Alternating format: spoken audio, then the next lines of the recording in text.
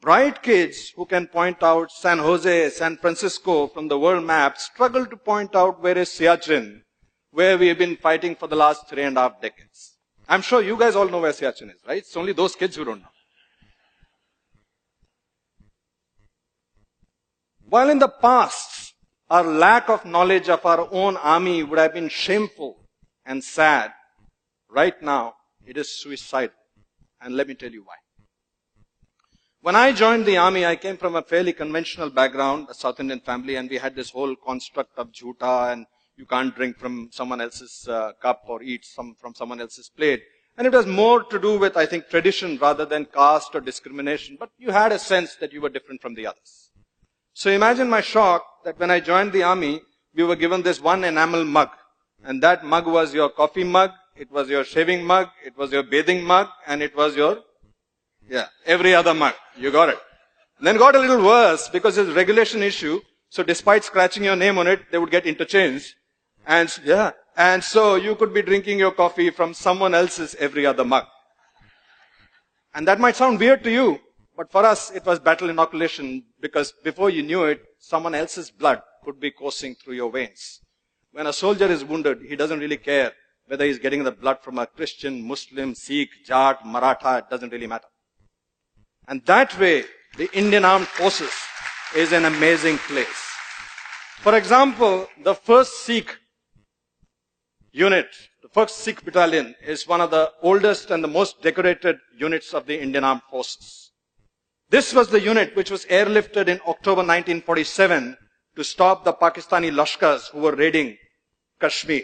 And this was the unit which halted them at Srinagar. And it's thanks to this unit's gallant action that Kashmir is on the map of India.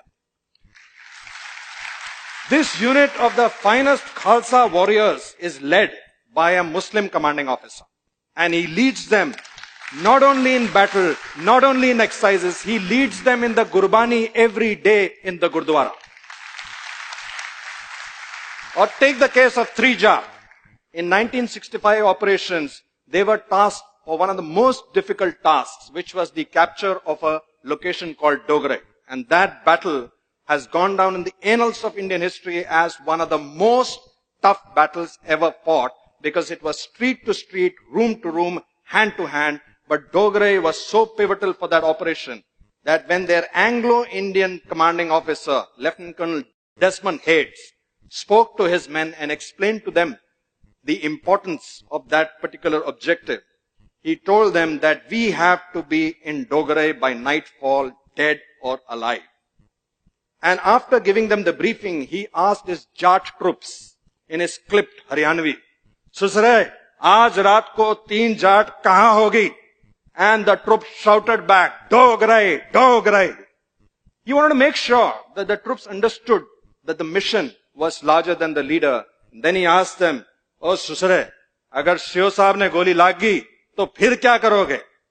And without batting an eyelid, the senior Jesho shouted back, Saab ji, agar Shio ne goli lagi, to kandhe pe taan ke le jayenge, lekin rukenge Dogre jaake. And that night, in that operation, 3Jar, consisting of Jat troops under an Anglo-Indian commanding officer, took back Dogre not once but twice, winning 3 Mahavir Chakra, 4 Veer Chakras and 7 Sena medals in one single operation. Our soldiers don't fight. They don't care about the name on their chests, which is their own name. They care about the name on their shoulder, which is their Paltan's name. Once they join the unit, if they join a Gurkha unit, they become a Gurkha. If they join a Maratha unit, they become a Maratha. They become a band of brothers. They really don't care about caste, creed, gotras, religions and all of that stuff. And I think my sense is it's not just the army that feels that way. Some of you may remember in 1992 in Parvanu in the timber trail, there was this cable car which broke and it was dangling by a cable and there were many souls who were trapped inside it and they were going to plunge to certain death. There's a beautiful story of a Hindu woman who was trapped inside and she was praying to her gods to save her. And before a little while, they heard the thud of a chopper coming, the thud of a Hector coming in. And that Hector was being flown by squadron leader Pali Major, who went on to become the air chief of the Indian Air Force. And from that Hector, the para-commando, first para-commando unit, a legendary para-commando, Captain Ivan Krasto, slithered down and entered into the cable car and saved the lives of the people inside. Now here's something really funny. This woman was reaching out to her Hindu guards, but it was a Christian para-commando who came down, flown by a Parsi major, by a Parsi pilot. And we have seen this across the board when we are going for rescue into natural calamities or floods or even 2611. Neither the hostages, neither the people who have been rescued, nor the people who are rescuing really care about the religion, the caste, the creed, the composition of the troops who are coming to save them. I don't know how many of you know this, that in our armed forces, we don't have any mandir, masjid, gurdwara. We have what is called a Sarva Dharm Sthal, in which all the religions are prayed together. And a Maulvi will do a Pandit's job, Pandit will stand in for a Granthi. Somehow the gods don't seem to care either. But when this soldier comes back home, he gets a different world. He gets a completely different world. There his leaders, his political leaders, his religious leaders, his friends, his relatives tell him a different story. They tell him that caste is stealing away jobs. This caste is taking away reservations. That person is different from you because he eats a different kind of meat.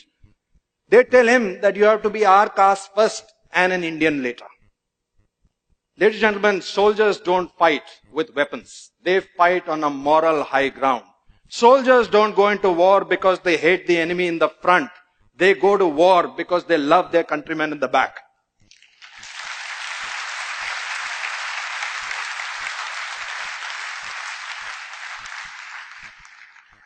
Leaders across spectrums have their own agendas. Some people want to win elections, some people want to get more power, and some people genuinely want to do good for their own communities. But we, as citizens, have to realize one thing. That even as I'm speaking to you right now, standing over here, from Kanyakumari to Kargil, there are soldiers who are deployed in every kind of situation. Right now, as I speak to you, there is a captain out there in Siachen Glacier who is already battling 3 fronts. He's got a front of a very determined enemy. He's got a front of a very horrible weather which claims lives almost on a daily basis. And he's battling the front of the nonsense going on in Delhi with Jantar Mantar, with veterans fighting the government, government fighting the veterans. I beg of you, let's not open a 4th front for him. Let's not forget that the strength of this country, which is symbolized by your armed forces, is the unity of its diversity. Let's not forget that. Jai Hind! Jai Hind! Thank you. Thank you. Thank you.